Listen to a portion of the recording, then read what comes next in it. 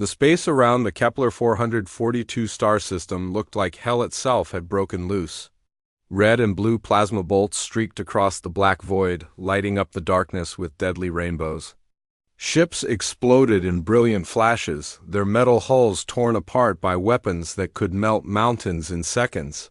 This was just another day in a war that had been going on for 300 years. Commander Veltar stood on the bridge of his flagship, watching the battle rage on the giant screen in front of him. His blue skin was covered in sweat, and his forearms moved quickly across the control panels. The Zephyrians had been fighting the Korthik for so long that he could barely remember a time without war. "Sir, we lost another cruiser on the left flank," reported his second officer, her voice tight with stress. "The Korthik are pushing hard with their new plasma cannons." Veltar's eyes narrowed as he watched the tactical display.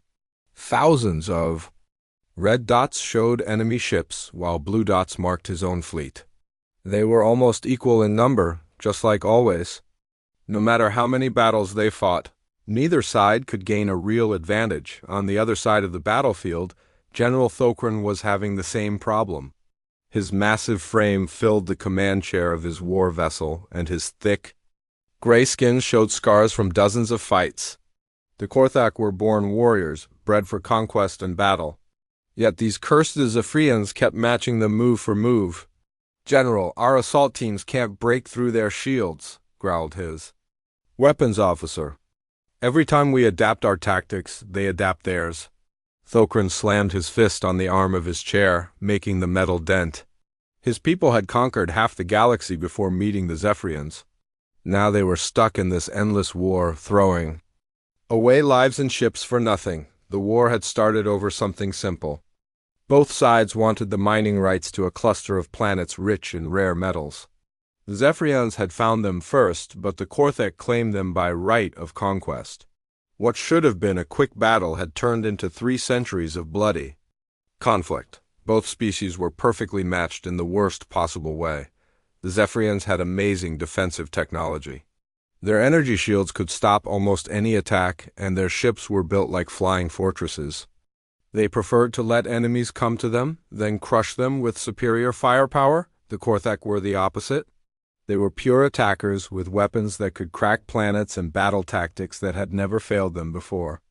Their ships were fast and deadly, designed to overwhelm enemies with sheer force and aggression. When an unstoppable force meets an immovable object, the result is exactly what was happening in space around. Kepler 442, endless stalemate. Young Zephyrian pilots flew into battle knowing they might not come home. They had been born into war, raised in war, and would probably die in war. Some had never seen their home planets, spending their entire lives on military ships moving from one battle to the next. Korthak soldiers felt the same bitter reality. Their culture celebrated warriors and conquest, but what glory was there in fighting the same enemy over and over with no victory? Their children grew up hearing stories of the great conquests of the past, when Korthak fleets swept across star systems like unstoppable storms. Both sides had tried everything. They had built bigger weapons, better shields, faster ships, and smarter tactics. They had fought in deep space, on planet surfaces, in asteroid fields, and around dying stars. Nothing worked. Every advantage one side gained was quickly matched by the other. The galaxy itself was paying the price. Trade routes had been destroyed. Entire star systems had been abandoned because they were too close to the fighting. Other alien species had fled to the far edges of known space, leaving behind a war zone that grew larger every year. Planet after planet had been reduced to radioactive waste. Beautiful worlds that had taken millions of years to develop life were turned into dead rocks in a matter of hours. Space graveyards filled with the wreckage of thousands of ships drifted through the void, silent monuments to the cost of war. On his flagship, Commander Veltar looked at reports from the latest battle. His forces had held their ground, but at a terrible cost. 2,000 Zephyrian soldiers were dead, and 6 ships were so damaged they would take months to repair. In return, they had killed about the same number of Korthak and destroyed a similar number of enemy ships. It was always the same. Equal losses, equal gains, equal futility. General Thokran read similar reports on his command ship. His assault on the Zephyrian defensive line had failed again. The enemy shields had held, their return fire had been devastating, and once again the battle had ended in bloody stalemate. He had lost experienced warriors who could never be replaced and gained nothing. Both commanders were tired. Not just physically tired, though the stress of constant battle wore on everyone. They were tired in their souls, tired of a war that had no meaning anymore. Most soldiers on both sides had forgotten what they were originally fighting for.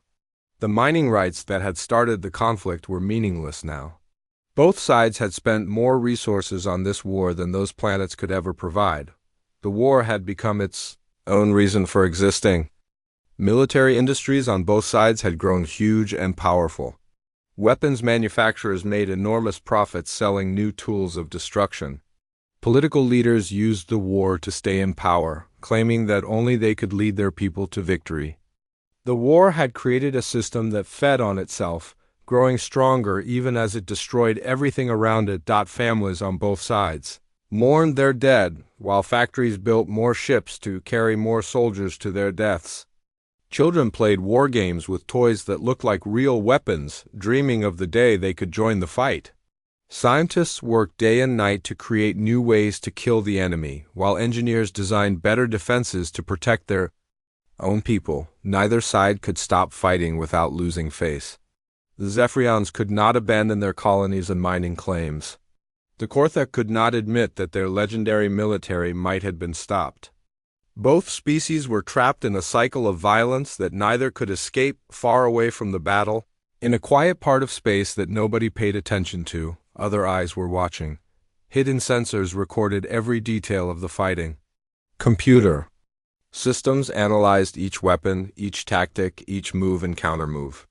Patient observers took careful notes about the strengths and weaknesses of both sides. The Watchers had been studying this war for years, learning everything they could about both species. They had seen the patterns, understood the problems, and reached their own conclusions about how this conflict would end. Soon, very soon, they would reveal themselves, but for now, the war continued. Ships exploded, soldiers died, and the galaxy burned. Commander Veltar ordered another attack on the Korthek left flank. General Thokran commanded his ships to break through the Zephyrian defensive grid. Plasma cannons fired, energy shields flared, and the dance of destruction went on. Nobody knew that everything was about to change. Nobody suspected that the war, which had consumed two civilizations for 3 centuries, was about to end in a way that neither side could imagine. The stalemate that seemed eternal was about to be broken by a force that neither the Zephyrians nor the Korthak had ever encountered. Humanity was coming, and they had been watching long enough. Captain Jake Morrison stood on the bridge of the Earthship New Horizon and watched the most violent battle he had ever seen. His brown eyes moved across the main screen as hundreds of alien ships tore each other apart in the darkness of space. Blue and red lights flashed like deadly fireworks, and explosions lit up the void with brilliant colors. "This is incredible," whispered Lieutenant Amy Foster from her position at the sensor station. Her fingers moved quickly over the controls, trying to make sense of what they were seeing. "Sir, I count over 400 ships fighting out there. The energy readings are off every scale we have." Morrison nodded slowly. Earth's long-range scouts had been watching this war from a distance for months, but seeing it up close was something completely different. The scale of destruction was beyond anything humans had ever imagined. Ships the size of small cities were being blown apart like toys. "How long have they been at this?" asked Dr. Kate Brooks, the ship's science officer. She was recording everything, her equipment working overtime to analyze the alien technology. "According to our intelligence reports, about 300 years, Morrison replied. His voice was quiet, almost respectful. 3 centuries of this level of fighting. It's hard to believe either side has anything left. The New Horizon was small compared to the massive alien warships battling around them. Earth's technology was different from what the aliens used, designed for exploration and science rather than pure destruction. But what the human ship lacked In size, it made up for in capabilities that neither alien species had ever seen. "Captain, we're getting scanned," reported Chief Technology Officer Ben Carter. "Both sides are trying to figure out what we are. I'm reading massive power spikes." From their weapon systems, Morrison took a deep breath. This was the moment Earth had been preparing for. First contact with alien species, and those species happened to be in the middle of the longest war in galactic history. The next few minutes would determine whether humanity would join this conflict or find a way to end it. "Open a channel on all frequencies," he ordered. "Let's introduce ourselves." The response was immediate and hostile. Both alien fleets turned some of their weapons toward the small human vessel. For the first time in hours, the Zephyrians and Korthek stopped shooting at each other and focused on this new unknown threat. Transmission came from the blue ships first. The voice was deep and formal, translated by the human computers into English. "Unknown vessel, you have entered a restricted war zone. This area is under Zephyrian military control. Identify yourself immediately or be destroyed." Almost at the same time, a message came from the gray ships. This voice was rougher, more aggressive. "Alien ship, you are trespassing in Korthek battle. Space. Leave now or we will add your wreckage to our collection of victories." Morrison smiled grimly. Both alien commanders were trying to sound tough, but he could hear something else in their voices. Curiosity. After 300 years of fighting only each other, they had encountered something completely new. "This is Captain Jake Morrison of the Earth Federation vessel New Horizon," he said calmly. "We represent humanity and we are here to offer a solution to your conflict." The alien responses came quickly. From the Zephyrian ships, he heard what sounded like laughter. From the Korthek vessels, the sound was more like a growl of contempt. Commander Veltar S. voice came through the speakers again. "Captain Morrison, we appreciate your concern, but this conflict is far beyond the understanding of any newcomer species. We suggest you return to whatever primitive world you came from before you get caught in the crossfire." General Thokran S. response was even less diplomatic. "Little human, you know nothing of war. Go home and play with your toys. This is a battle between real warriors." Morrison looked around his bridge. His crew was watching him carefully, waiting to see how their captain would handle this insult. Earth had spent years preparing for this moment, studying the alien conflict and developing new technologies specifically designed to deal with this situation. "Communications, patch me through to Admiral Chun," Morrison ordered that light years away. Hidden behind the system's asteroid belt, Admiral Lisa Chun received Morrison's signal. She commanded a fleet of ships that neither alien species knew existed. Earth's military had been watching and waiting, using advanced stealth technology to study the war without being detected. "Admiral, it's time for the demonstration," Morrison said simply. Chun nodded to her communications officer. "All ships, prepare demonstration protocol. Target the dead moon in Sector 7. The aliens watched with mild interest as several small human vessels moved toward a barren moon on the edge of the star system. The moon was lifeless, just a big rock floating in space. Both alien commanders wondered what these primitive humans thought they could accomplish. Dr. Brooks monitored the energy readings as the human demonstration fleet moved into position. "Captain, all ships report ready. Antimatter charges are armed and gravitational manipulators are online." Morrison felt a moment of doubt. What they were about to do would change everything. Once the aliens saw what human technology could accomplish, there would be no going back. Earth would either gain two powerful allies or create two deadly enemies. "Execute demonstration protocol," he ordered. What happened next made both alien fleets fall completely silent. The human ships did not fire plasma cannons or energy beams like the aliens expected. Instead, they used weapons that worked on completely different principles. Controlled antimatter devices that could destroy matter at the molecular level.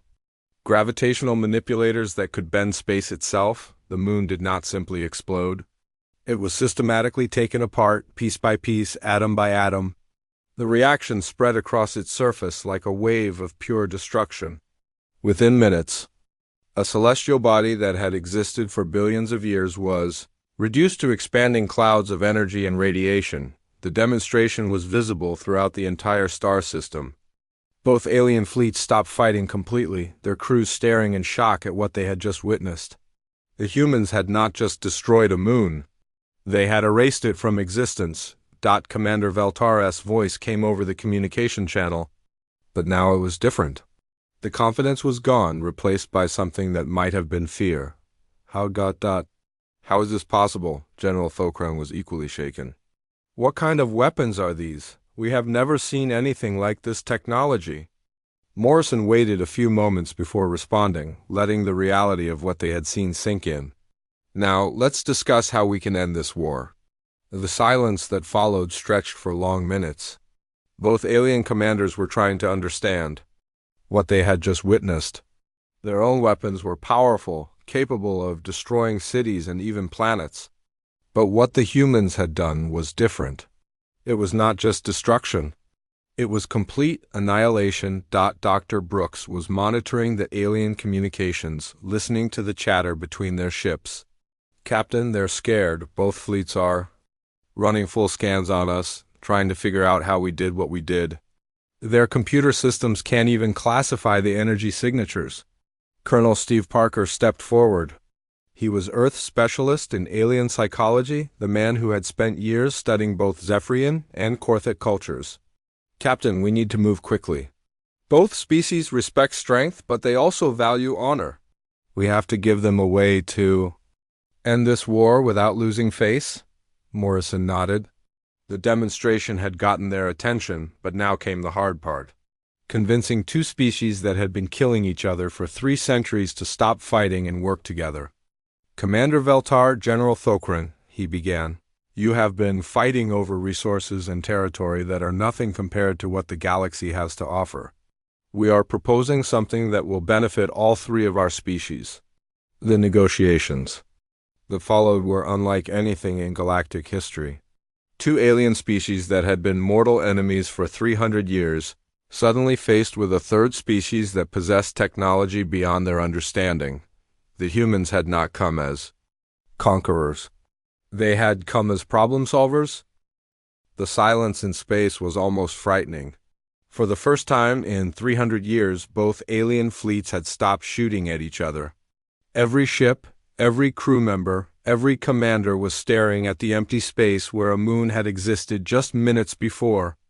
Where there had been a solid rock, the size of Earth's own moon, now there was nothing but glowing gas and radiation. Commander Veltar stood frozen on his bridge, his forearms hanging at his sides.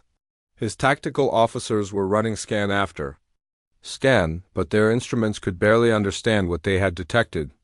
The energy readings were unlike anything in their databases.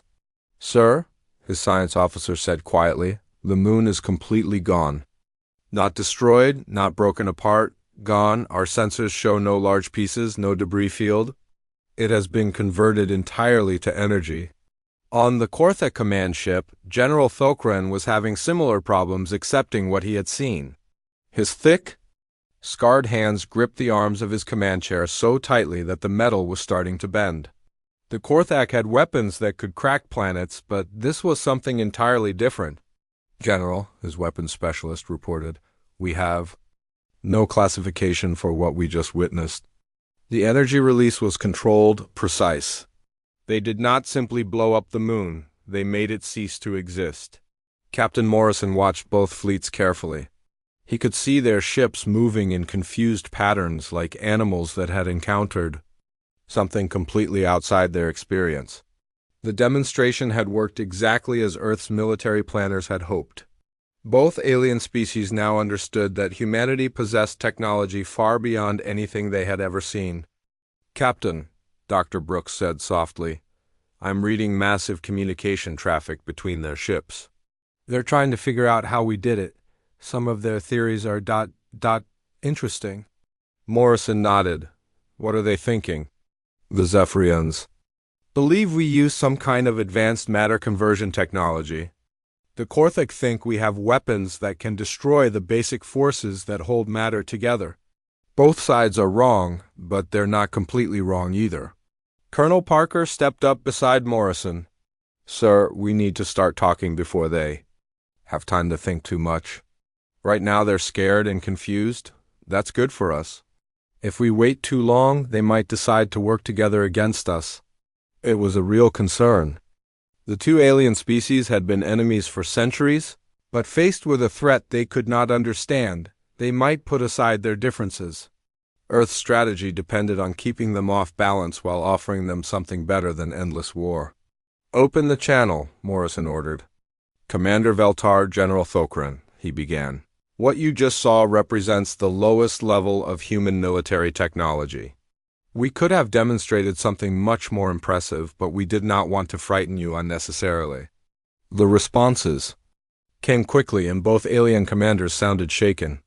"Human Captain," Veltar said, "your weapons technology is clearly superior to ours. But what do you want from us? Why have you come here?" Thokran was more direct. "Are you here to conquer us? Do you want us to surrender?" Morrison had expected these questions. Earth's xenobiologists had studied both alien cultures extensively. The Zephyrians were defensive by nature, always thinking about protection and survival. The Korthak were aggressive, focused on strength and dominance. Any solution had to appeal to both mindsates. "We are not here to conquer anyone," Morrison replied. "We are here because this war is wasteful and pointless. You have been fighting for 3 centuries over resources that barely matter. Meanwhile, the galaxy is full of opportunities that none of us can pursue alone." Dr. Brooks activated her cultural analysis programs. She had spent years studying alien psychology, preparing for exactly this moment. "Captain, the Zephyrians are interested but cautious. They want to know what we're offering. The Korthak are suspicious. They think this might be a trick." Colonel Parker took over the communications. As Earth's expert on alien cultures, he knew exactly how to speak to both species. "Commander Veltar, your people value security and stability. This war threatens both. You lose ships and soldiers every day, and you can never be sure when the Korthak might develop a weapon that breaks through your defenses." Veltar's response showed that Parker had hit the right note. "This is true. We fight constantly, but we can never achieve lasting security while this conflict continues." Parker turned his attention to the Korthak commander. "General Thokran, your people are warriors who value strength and conquest.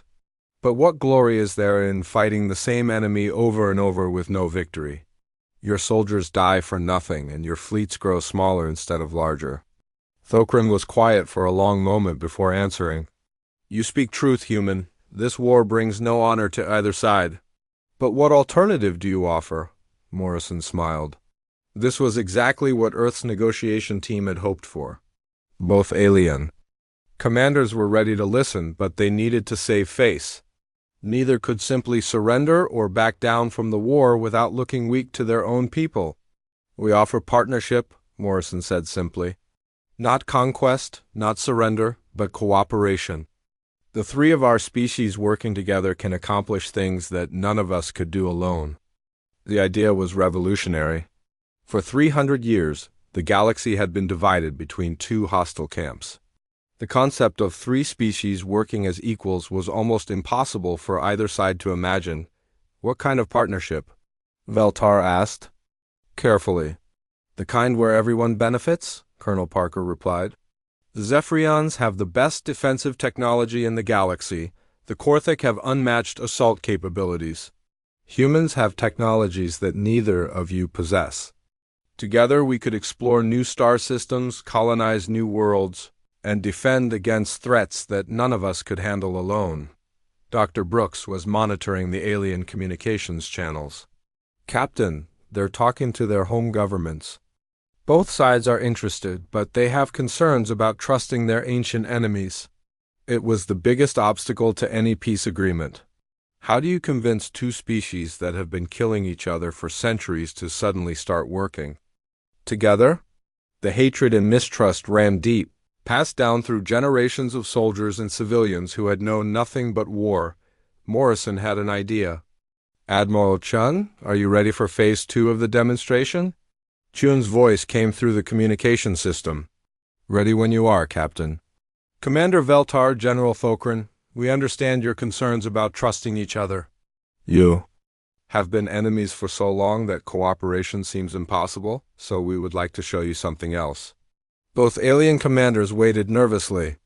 The humans had already demonstrated they could destroy moons. What else were they capable of? Admiral Chun, please show them our construction capabilities. Light years away, hidden in the asteroid field, Chun gave orders to her engineering ships. What happened next amazed both alien fleets even more than the destruction of the moon. The human ships began building something in space. Not slowly, over months or years like normal construction, but quickly, using advanced manufacturing techniques that neither alien species had ever imagined. Robotic systems worked with impossible speed and precision, assembling materials that seemed to appear from nothing. Within 2 hours, the humans had built a complete space station. Not a simple platform or basic structure, but a sophisticated facility with living quarters, laboratories, manufacturing centers, and defensive systems. The station was larger than many ships in the alien fleets, and it had been constructed in less time than it took to fight a normal battle. This is impossible, Veltar whispered. How do you build so quickly? Thokran demanded. Dr. Brooks explained. In simple terms, we use automated manufacturing systems and advanced materials science. What takes you months to build, we can construct in hours. What takes you years to design, we can create in days. The implications were staggering. If humans could build stations that quickly, they could also build ships, weapons, and defensive systems faster than either alien species could destroy them. Any war against humanity would be hopeless, not because human weapons were powerful, but because humans could replace their losses faster than enemies could create them. Morrison let the reality sink in before speaking again. This is what we offer you.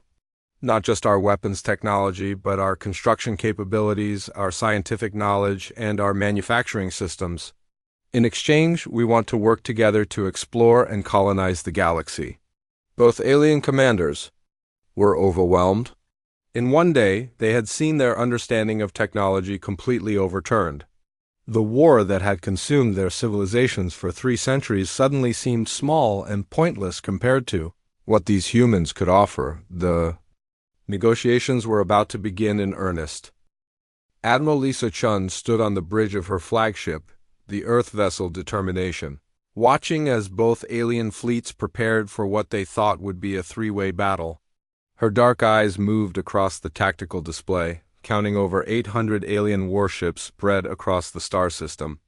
The combined fleets of the Zephyrians and Korthek represented centuries of military buildup and technological development. Against them, humanity had brought only 16 ships. Admiral, reported Commander Ryan Walsh from the tactical station. Both alien fleets are moving into attack formations.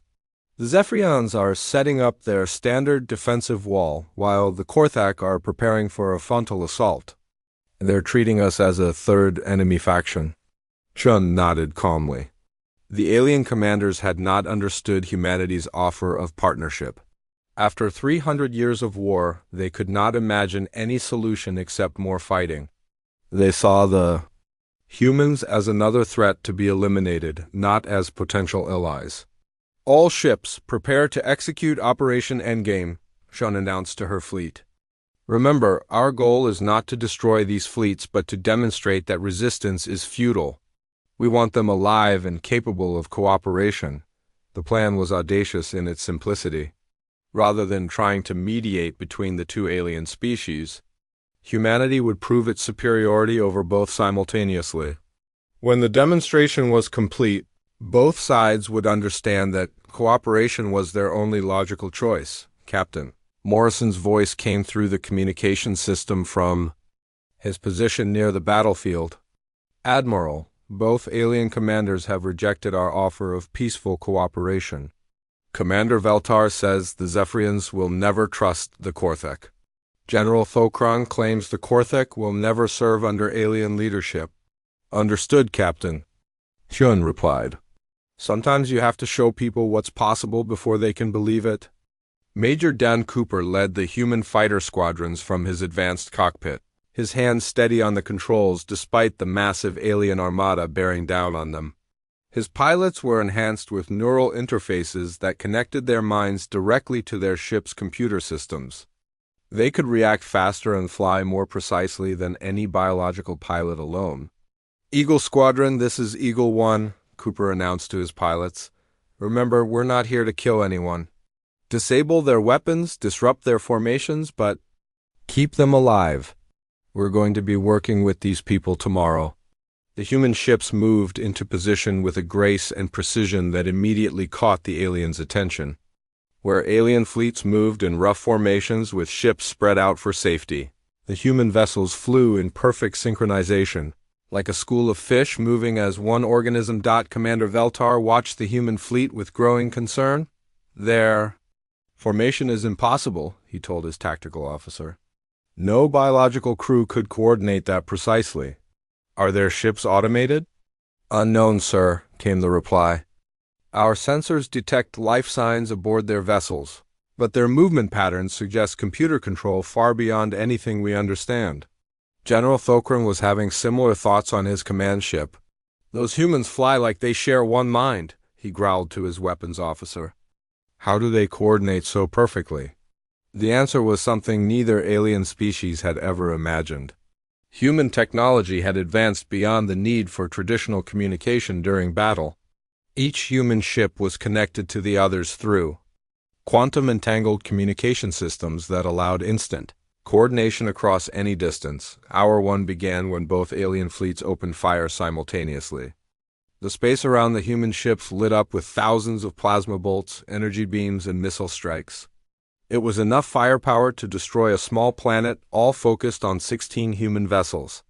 For a moment, the entire battlefield was hidden behind a wall of brilliant explosions. When the light faded, all 16 human ships were still there, completely undamaged. "Impossible," whispered Veltar. "Nothing could survive that barrage." The humans had not used shields like the aliens expected. Instead, their ships existed partially outside normal spacetime, allowing attacks to pass through them harmlessly. It was technology based on principles that neither alien species had discovered. Admiral Chun's voice cut through the alien confusion. "Attention all alien vessels. You have demonstrated your hostile intent. We will now demonstrate why resistance is futile." Hour 2 was when the human counterattack began, but it was not an attack in any sense that the aliens understood. The human ships moved through the alien formations like ghosts, their weapons precisely targeting the power systems of enemy vessels. They did not try to destroy the alien ships, only to disable them. Plasma cannons that had fired for centuries suddenly went silent. Energy shields that had protected Zephyrian ships through countless battles simply turned off. Korthic assault vessels found their engines dead, their weapon systems offline, their ships drifting helplessly in space. "Sir, we've lost all primary weapons," reported Veltar's weapons officer, panic creeping into his voice. "Power systems are failing across the fleet. How are they doing this?" The human weapons worked on principles that neither alien species had ever encountered. Instead of trying to smash through armor or overwhelm shields, they targeted the quantum field interactions that held matter together.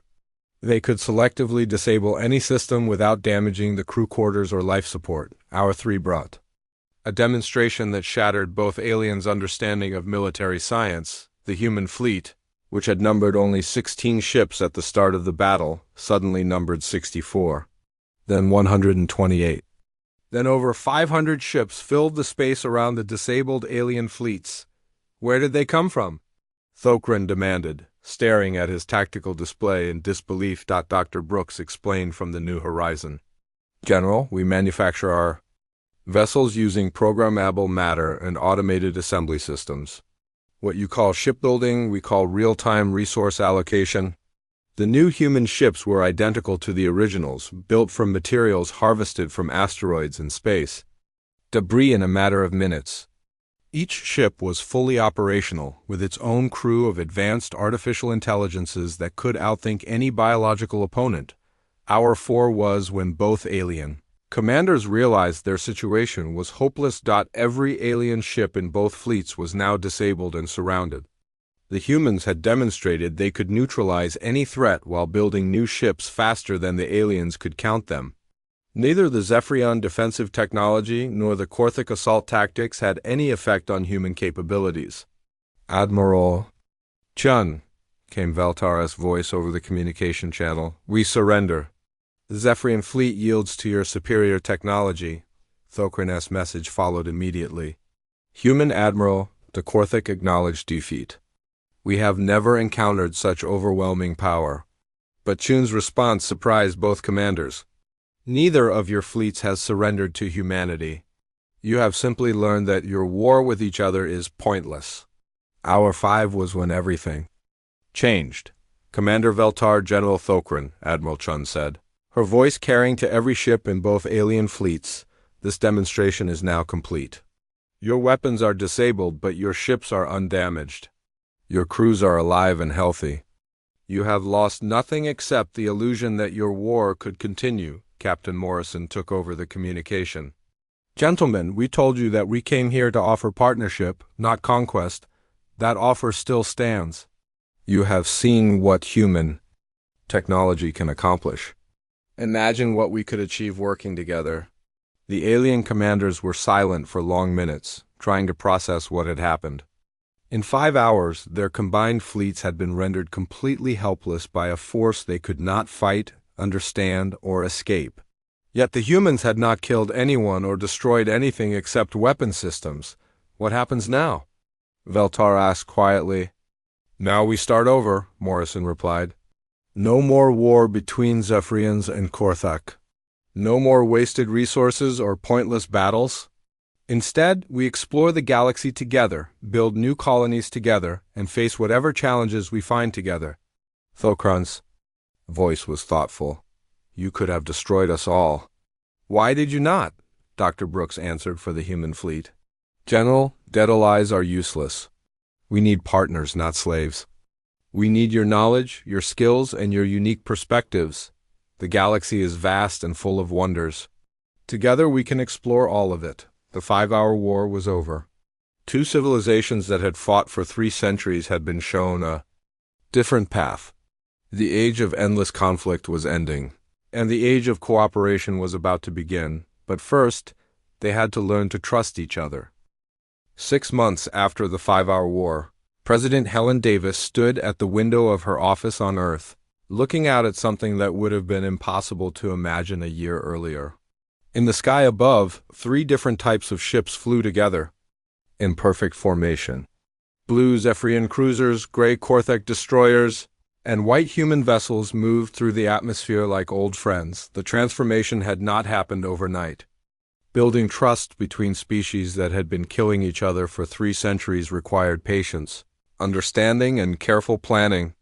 But humanity had succeeded where no one thought success was possible. "Madam President," said Secretary of Interspecies Affairs John Walker, entering the office with a stack of reports, "the latest cooperation statistics are remarkable. Joint colonization efforts are ahead of schedule, technology exchanges are exceeding all projections, and we have had 0 military incidents between Zephyrian and Korthak forces." Davis smiled as she reviewed the documents. The numbers told an incredible story. In 6 months, the 3 species had accomplished more together than any of them had achieved alone in decades. New star systems were being explored, planets were being colonized, and scientific discoveries were happening at an unprecedented rate. On the new joint space station orbiting the former battlefield, Commander Veltar worked alongside General Thokran to plan the colonization of a distant star system. The 2 former enemies had become unlikely partners, their different perspectives and technologies complementing each other perfectly. "The 4th planet in the Ross system shows perfect conditions for Zephyrian agricultural techniques," Veltar said, pointing to a holographic display. "But the asteroid fields would be ideal for Korthik mining operations." Thokran nodded, his massive frame leaning over the planning table. "My people can extract the rare metals your crops need while your agricultural systems feed our workers." and the human automated systems can handle the transportation between planets. It was exactly the kind of cooperation that humanity had envisioned. Each species contributed what they did best, creating results that none could achieve alone. The Zephyrians provided the galaxy's most advanced agricultural and defensive technologies. The Korthek offered unmatched mining expertise and military tactics. Humans contributed manufacturing capabilities, scientific knowledge, and coordination. Systems that tied everything together. Dr. Kate Brooks had become the director of the new Interspecies Science Institute, where researchers from all three civilizations worked together on projects that would have been impossible for any single species. Her latest report to President Davis contained discoveries that were changing their understanding of the universe itself.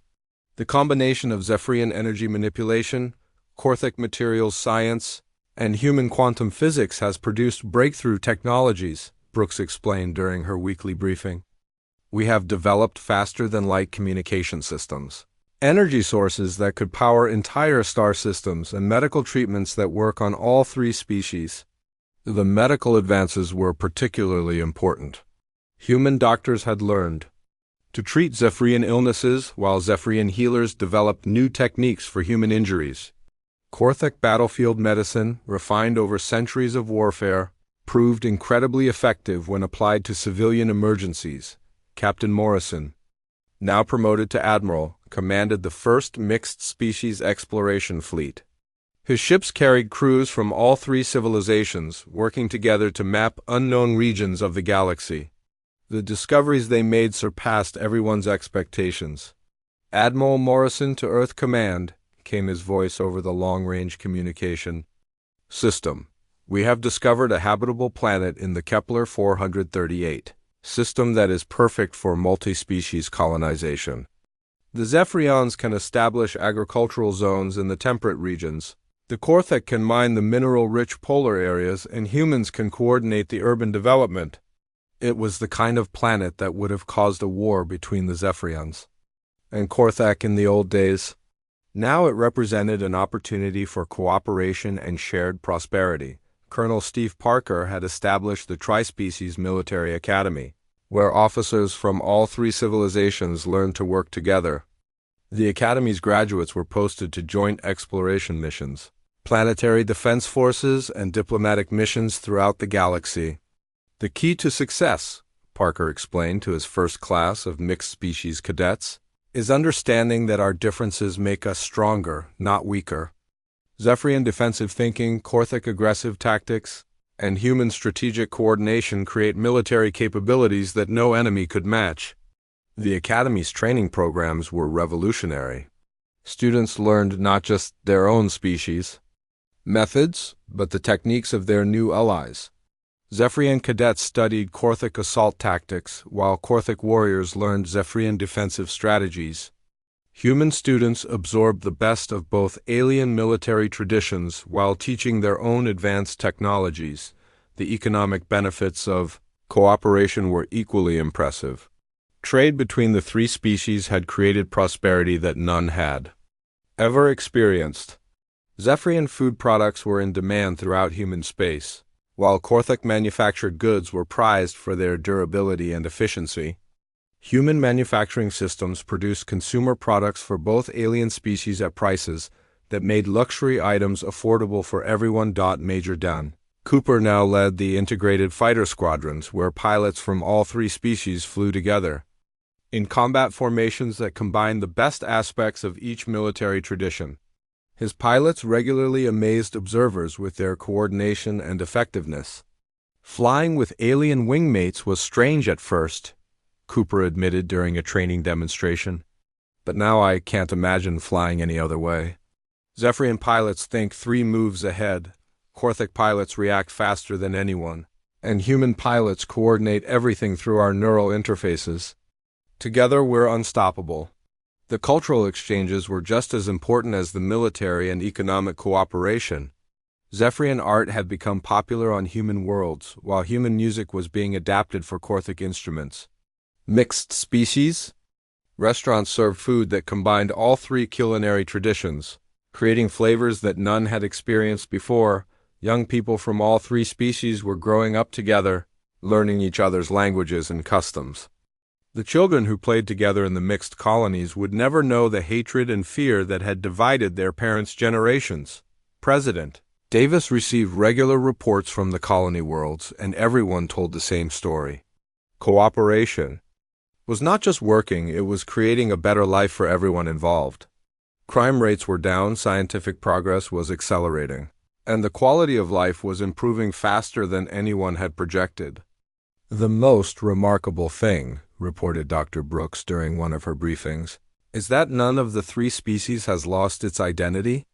The Zephyrians are still excellent defenders and farmers, the Korthak are still fierce warriors and miners, and humans are still innovative manufacturers and coordinators. We have enhanced each other without replacing each other. Admiral Chun had been promoted to head of Galactic Defense, commanding a joint fleet that protected all three species from external threats. The combined technologies and tactics of the Alliance had created military capabilities that far exceeded anything the galaxy had ever seen. We recently encountered a pirate fleet that was terrorizing merchant ships near the Centauri sector. Chun reported to the Alliance Council. Our joint task force eliminated the threat in 12 minutes without suffering a single casualty. The pirates surrendered as soon as they realized what they were facing. The success of the human intervention had attracted attention from other species throughout the galaxy. Several alien civilizations had requested permission to join the Alliance, attracted by the prosperity and security that cooperation provided. The war that had consumed two civilizations for 3 centuries was now just a memory. In its place was something unprecedented in galactic history, a true partnership between different species, based on mutual respect, shared benefits, and common goals. Commander Veltar and General Thokran, once bitter enemies, now worked together every day. Their cooperation had become a symbol of what was possible when species chose partnership over conflict. I sometimes wonder what would have happened if the humans had never come, Veltar said during a planning session for the next colony mission. Thokran considered the question seriously. We would still be fighting, still dying for nothing, still trapped in a war that served no purpose. And now? Now we explore the stars together. The galaxy was vast, filled with wonders and challenges that no single species could face alone. But together, the three civilizations of the Alliance were ready for anything the universe might offer. The age of war was over. The age of exploration had begun.